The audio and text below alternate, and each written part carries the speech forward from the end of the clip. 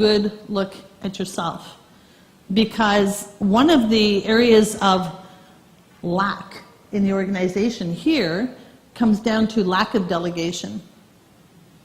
Because most of you are control freaks. Absolutely, you're guilty of that. I knew it from my human resources days. I knew it from my days as a leader. I knew it. I am one. So it takes one to know one. So one of the big lacks in your organization is lack of delegation, because who can do it as good as us? Like, really. And that is a waste of manpower. You've got people who are stifled in your organization because of your ego, emotion, and control. Get out of the way. We had a conversation earlier. Tell me your first name again. Loidetta. Did I get that right? Yeah. Loidetta. We were talking about one of her situations, I'm just going to put it, saying that she's involved in... Why don't you share it? I could summarize it, but you'll need to come up here and speak really loud for everybody. It's a really beautiful example when we talked about, oh, I can go over here, and oh, I can... Share that. Thanks. Yay! Let's give her a big hand. It's always better coming from the real deal, right? Well, I was sharing that I volunteer at my church in the international ministry, because we've got lots of people from diverse cultures there, and we run a conversation cafe for helping people speak. And then in between that, I usually found out that there were some mothers who came out of the country but didn't have any support when they had their babies. So we started a ministry to new mothers. Then we found that some of the new people came and they didn't have enough warm blankets and stuff, so we started this. And that, exactly, right? We would find there was a need. Exactly. Thank you for sharing that, because take that, right? First of all, thank you for your service, because there is that philosophy of servant leadership. I get that. I understand that. But here's the thing.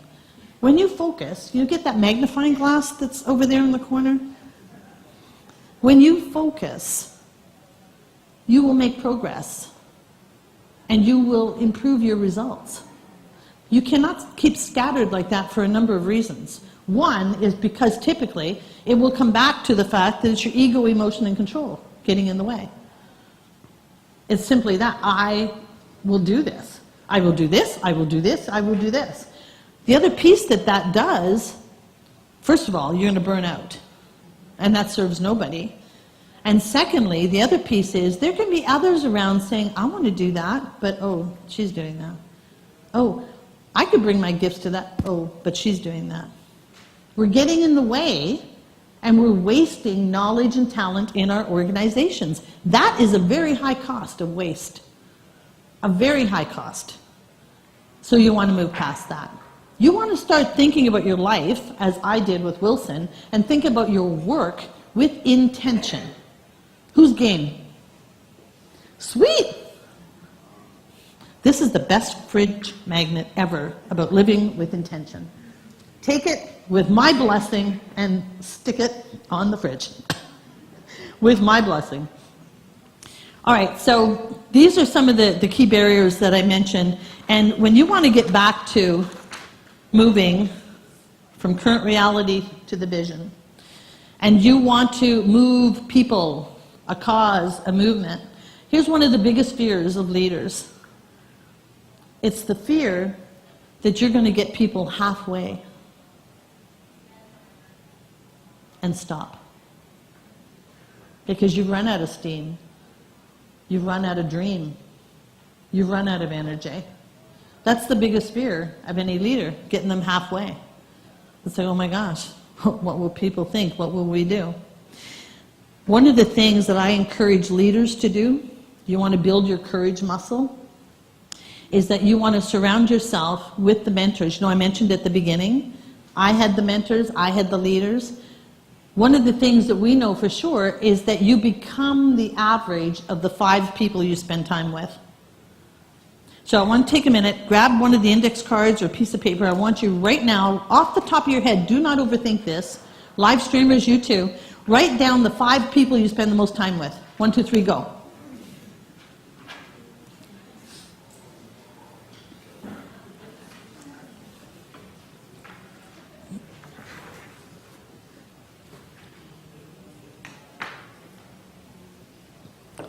This shouldn't take long.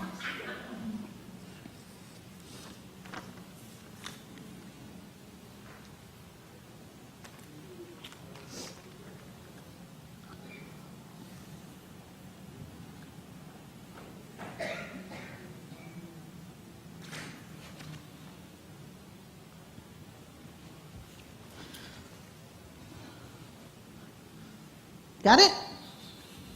Here's where courage comes into play. Because you're ready now, right? You're ready. We've been together over an hour. You've been fully engaged, taking it to heart. I know some of your knees might be knocking and your hearts might be pounding, but you're with me. So I want you to take a look at that list, and one person on that list has got to go. Who's going to be?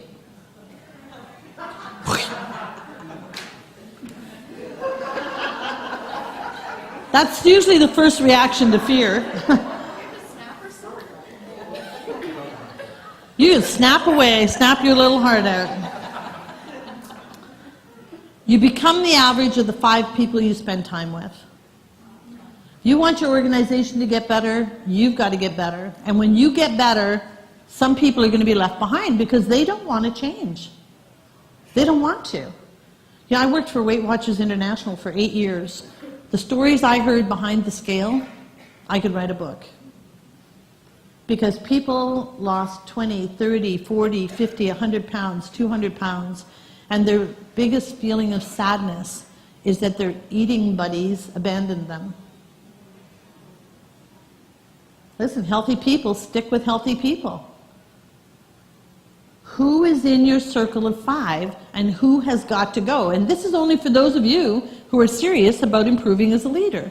Those of you who want to move from the lack, from the waste, to true leadership and generate results in your everyday work. Somebody's got to go. And do you have the courage to make that decision? Do people look at me and go, oh, it's easy for you to say. I'll tell you what I've done. I've made courageous decisions in the last few years because, times are passing. I'm not 30 anymore, not 40 anymore, not 50 anymore. Times are passing. I was estranged from my mom for 10 years because she lived in Ontario, I lived in Alberta, and year after year, and she'd be calling, and typically at Christmas, just before my in-laws would be arriving, and she'd be calling, and she'd be heading down negative lane, always. Oh, Patricia, did you buy a turkey again? Did you not cook it yourself? Do you not know how to put on? So one year I said to her, Mom, I love you so much, but I don't like the way you're talking to me. And until the tone of this conversation changes, we will not have another one. Goodbye. 10 years went by. Oh, and let me top it up. I have a twin sister who developed that gene, who inherited that gene, Miss Negativity. And then I divorced Mr. Negativity. So I told you, they have their own club. There's a lot of them. And so when you make the decision as a leader to step out in courage and truly lead by example, because when you get better, the organization gets better. It's just as simple. When parents get better, kids get better. When husbands get better, wives get better. Vice versa. When you get better, some people need to go. And do you have the courage to do that? Do you have the courage to model that and to lead that way? That is one of the homework assignments I'll give you, so that's number 2, right? Number 1 is the self-talk. Get a grip on what's going on in your head. Because what's going on in your head and coming out of your mouth, you just might not be aware of. And many people use sarcasm as humor. I don't find it funny. I find it hurtful. Pay attention, if you're one of the sarcastic ones, as to the reaction of people. It's not funny. So do away with that for 24 hours. So watch the self-talk. Take one person off that list and replace it with someone that you aspire to, who encourages you, who you want to grow and be like. There's some great leaders out there. I have 2 lists of leaders. I've got the list of real people leaders that I have access to, and I up my game every year. And I have my virtual list of leaders I want to meet and intend to meet, but it takes time and a process and connections and relationships. And last year, I invested a ton of money to get into certain circles to broaden my circle of influence. Because that's how intentional I am about growing. How intentional are you? And if you're not, that's fine. Just get out of the game. It's your life. It's the only one you have. Don't wait as long as I did to make the changes. Because it takes bravery. It takes courage. Everyone game on that one? Let the knees knock. That's fine. You know what I say to clients, and what I actually said to my twin sister, we're no longer a fit. I love you. If you need a body part, I'm there for you. You know? And I meant it. I am. Seriously. I know it sounds a little crude, but that's kind of the way we conversed anyway. It's like, don't hesitate to call if you need something, because I'm in great shape. It's all good. But until your tone and your attitude changes with me, we're not having a relationship. I cannot afford, and I choose not to have that negative vibe around me anymore in my life. Whose responsibility is it? It's mine. It's mine. I wasted 22 years. It wasn't total waste, but there was a lot of waste. You're doing that in your leadership role. You have the power. You have the power. What's one thing you've heard so far that you're going to do? Seriously, commit to. Tell me, I'm all ears. What is it? What do you mean by that? Shout it out. I have a lot of self-doubt myself as well. I get help out a lot. A lot of potential, but kind of really always kind of stay status quo. Sticking with status quo? Yeah. Even though you have a ton of potential? Yeah. All right, well, keep my happy face in front of you. Yep. Woohoo! That was good. Keep a happy face. Because here's the thing, life is short. If you aren't willing to take risks, you're not going to grow. And if you don't grow, you're not going to become your best. And if you don't become your best, you're not going to be happy. So what the heck else is there? What the heck else is there? So I'm going to leave you with one question, because here's what I know also. I want to leave this. I'd be willing to bet, I want to push this just one step further before I wrap.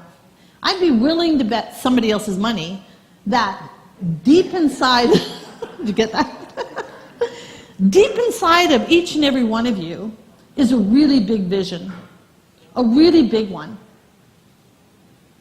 And it's so big that every time you think about it, your heart races, your pulse rate speeds up. You feel that sense of joy wallowing up inside of you. I believe deep down each and every one of you have that.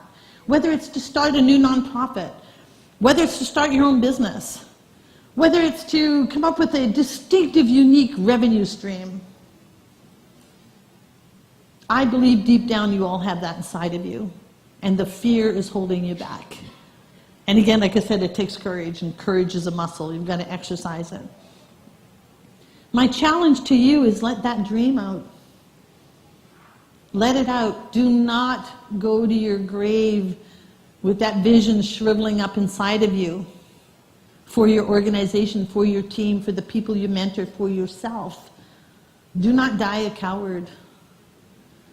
I'm living proof it's never too late. Never too late. You can live your best life. All we have is today. Today is the day. So I want to leave you with one question. Thinking about this. I should go into graphic arts. I believe there's a career opportunity out there for me. And I do love the color. So we talked about the lack of courage. We talked about the lack of knowledge. We talked about the lack of money. We talked about the sense of lack of time. One of the habits I encourage you, and this is homework assignment number 3 around habits, is to take care of yourself. Self-care. My friends right now who are dealing with cancer, they don't have a to-do list. They have a to-live list. I want you to think about that. One of my habits, and I'll give this to you as a tip as we wrap up here. Everybody has a long to-do list, and the inbox is never going to be empty. Newsflash. Never. So every Friday, I take everything out of my head, and I put it on a list. I write it all down, everything that's bouncing around in there. Got to do this, got to go here, got to do that. And then I separate my list. Now this, I'm coming from an entrepreneurial perspective here, it applies to you too. I separate my list into 2 columns. One is revenue generating, the other is non-revenue generating. You need to decide what are the priorities in your role and in your job. For me as an entrepreneur, it's revenue generation and client fulfillment. That's it. That's my focus. Everything else is busy stuff. Ever talk to someone and say, hey, how you doing? Oh, busy. Oh, me too, so busy. Oh, I'm busier. It tends to be a, I don't know, badge that we wear, right? It's like, oh, no, I'm way more busy than you. I get out of the busy. People say, how are you? I go, I'm so happy. How are you? Throws them right off. Try it. So, seriously, try it. Go out there, right? After on the break, go out there and someone says, how are you? I'm so happy. Oh. She gave us stuff in there. Happy room. I'm just a happy character, so just take the vibes.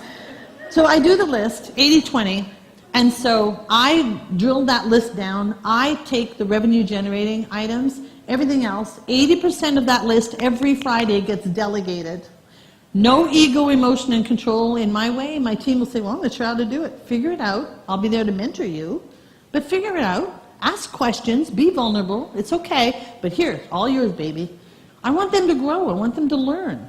I want them to try, I want them to be afraid, I want them to celebrate. It's like, woo, I got this. I did this. You can do it too. So try that Friday habit and get out of overwhelm, then turn the work off and be fully present with yourself. I have myself on my calendar. Tuesdays, Thursdays, 10 a.m. yoga. Mondays, Wednesdays with my trainer. Saturdays, like I have me on the calendar and it's non-negotiable. Many of you are turning into that mean, tired, ugly person we talked about, and you have the power to change it. So do it. And get back into the fun of life. Because for many of you, the joy has become duty. The joy has become duty. You feel it, your people feel it, and your family feels it. You have the power to change it. So here's the question. Right here. If I were to wave a magic wand, and based on everything we talked about today, and there was a fair bit that we got into, and I wave the magic wand and I say to you, if I had the power to inspire you, to lead you, to encourage you, to make one simple decision today that could change or improve your life, your business, your association, your health, without costing you a dime. And you had the power, poof, to make one simple decision. How many of you would be willing to do it? I hope you will. Thank you for your time. It's been great. I want to hear just one takeaway. Who's got a takeaway from today that you're actually going to do? I always love to hear, like, what clicked? What'd you get? It's all yours. Beautiful. And in ink. In permanent ink. See, one of the things I love when you talk about affirmations is I like to wear it, like the rubber band. So I have these really cool socks. They're all different. These ones are, I am confident. So when you sit down and you put your feet up, that's what you see looking back at you.